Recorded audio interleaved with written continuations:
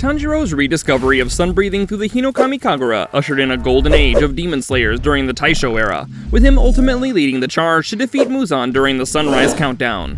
But what if Tanjiro was unable to master sun-breathing through his ancestral memories? In today's video, we'll explore a timeline where Tanjiro creates his own breathing style. Now, before we get to how the story diverges in this timeline, let's establish what'll remain the same.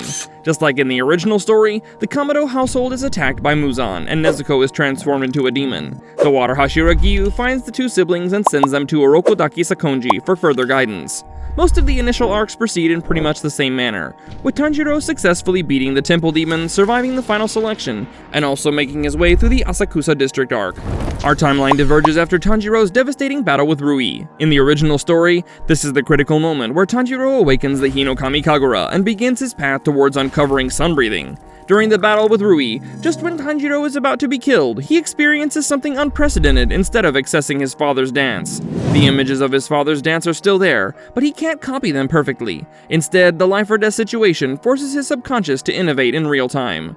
The muscle memory from the water-breathing forms Urokodaki drilled into him takes over Tanjiro's body, and he combines the flowing movements with aggressive explosive slashes, born from pure desperation. Tanjiro doesn't even realize what he's done. In the heat of battle, he creates movements that are both gentle and fierce, like clouds that can drift peacefully or unleash devastating storms. The technique that holds off Rui isn't sun-breathing, but rather an imperfect, raw form of what you get when water meets the sun: cloud breathing. But the new technique isn't enough to compensate for Tanjiro's inexperience, and Rui still manages to avoid being killed by this new form. However, Tanjiro buys just enough time for Giyu to arrive on the scene, and the Water Hashira takes out the Lower Moon with his unique water-breathing form, Dead Calm.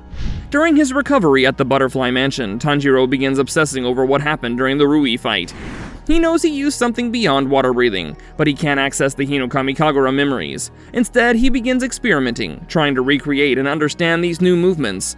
Being at the Butterfly Mansion presents the perfect opportunity for Tanjiro, because he's in the presence of a Hashira who is known for innovation. The insect Hashira, Shinobu Kocho, not only created her own breathing style in the form of insect breathing, but also introduced a completely new approach to fighting demons. Think about it, all other demon slayers rely on beheading demons to kill them, but Shinobu alone uses poison because she's also too weak to behead the likes of the 12 Kizuki. So, as someone who understands the importance of adapting techniques to one's natural abilities and circumstances, Shinobu becomes Tanjiro's first mentor, as he develops cloud breathing. Over the weeks following the Rui incident, Tanjiro works with Shinobu to systematize his discoveries. They analyze the movements step by step, understanding how he unconsciously combined water-breathing's flow with explosive, unpredictable techniques. But just as Tanjiro begins to understand his technique, he's summoned on a new mission, this time accompanying the Flame Pillar Rengoku on the Mugen train. Shinobu realizes that this is an opportunity since she's already noticed the similarities between Tanjiro's cloud breathing and Rengoku's powerful strikes. She advises Tanjiro to speak to the Flame Hashira after the mission and try to learn what he might know about the Hinokami Kagura. Now, the battle against Enmu goes just about the same as it did in the original timeline, with Tanjiro breaking out of the Dream Realm and taking on the demon together with Inosuke. While Rengoku, Zenitsu, and Nezuko defend the passengers, there's only one real question here. Can Tanjiro cut through the train's body to behead Enmu without sun-breathing? All the training with Shinobu must amount to something, and cloud breathing proves incredibly effective in unlocking Tanjiro's strength. The Lower Moon one is defeated, but now for the bigger challenge of this arc. When Akaza appears, he faces off against Rengoku in a fierce battle. Now, Tanjiro's body isn't on the verge of collapsing in this timeline, since he's much better acclimated to the cloud breathing than he was the sun breathing, but he's still unable to keep up with the fight. Inosuke makes the smart call here and holds back Tanjiro, pointing out that he'd only get in Rengoku's way if he tried to help.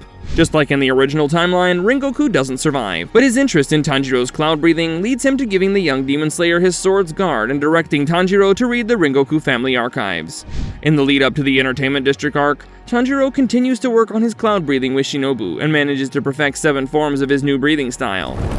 The first form, Cumulus Shield, is made up of rotating defensive strikes that can deflect attacks while simultaneously counterattacking. Meanwhile, his 5th form, Stormfront Advance, is an aggressive charging technique that builds momentum like an approaching storm. But the most interesting one is the 7th form, Dawn Breaking Through Storm Clouds, which combines all forms into a beautiful but utterly destructive attack.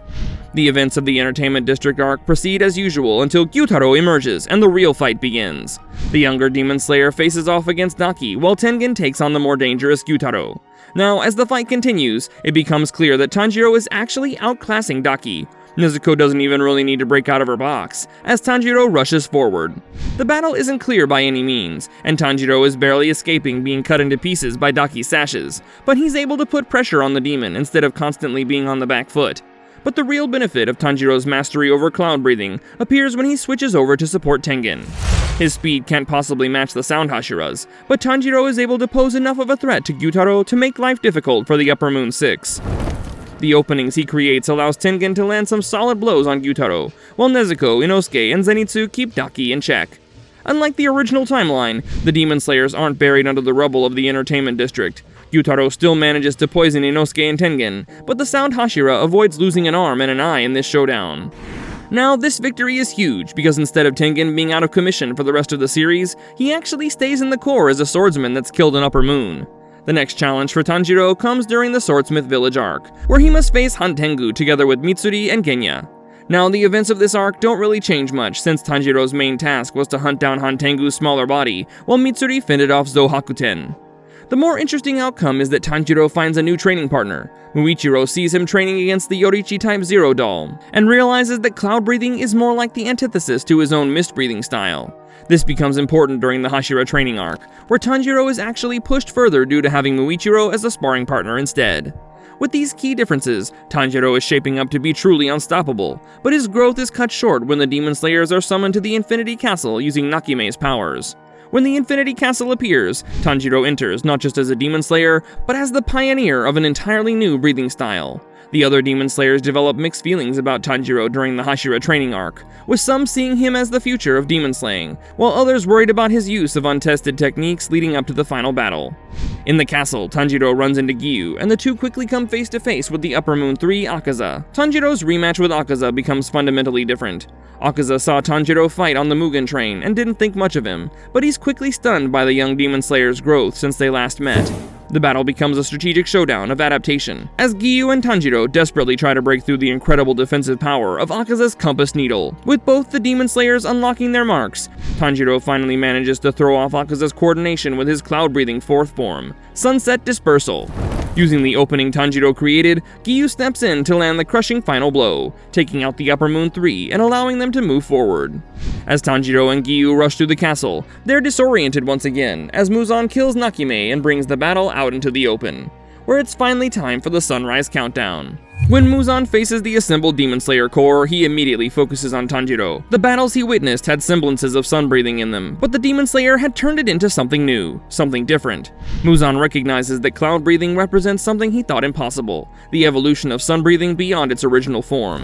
As dawn approaches, Tanjiro's cloud breathing reaches its true potential. The seventh form, dawn breaking through storm clouds, becomes literal. Tanjiro channels the actual sunrise through his technique, combining all his forms into one. Some of you might already notice the parallel here, but Tanjiro is unknowingly carrying forward Yorichi's will. In the same manner that Yorichi planned to combine all the forms of sun breathing to simultaneously eliminate Muzan's vital organs, the final form of Tanjiro's wind breathing uses everything he's got to end the Demon King's reign of terror. In the final moments, Tanjiro realizes that cloud breathing was never just his innovation, it was his unconscious recreation of what sun breathing was meant to be. With Muzan defeated, the Demon Slayers can finally disband. Cloud breathing stands as the pinnacle of breathing styles, and the end product of a 500-year battle against the forces of evil. So what do you think? Would this version of Tanjiro have been more interesting than the original? Drop your thoughts in the comments below.